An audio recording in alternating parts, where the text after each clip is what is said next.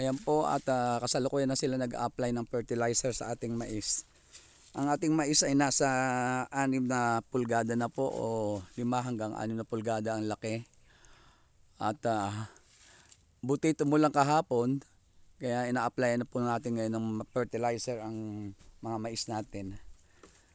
Kasi kung walang ulan kahapon, hindi ma-apply ng fertilizer. Sisingaw lang po kasi yung pataba niya. Unlike today na basa ang lupa, ma-absorb na ng lupa, then tuloy ho sa ugat ng ating mga mais ang naturang fertilizer. So again, it's another day for caring our plants, which is yellow corn.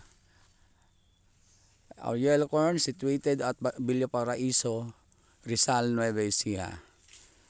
So we hope so na gaganda ang ating pananim dahil sa application ng fertilizer, and at the same time sana magkaroon pa ng ulan uli, but then mas maganda kung umulan mga bandang hapon o gabi na para at least mahaba-haba pa yung time ng pagtatrabaho ng ating mga manggagawa, ng ating mga manananim ng yellow corn.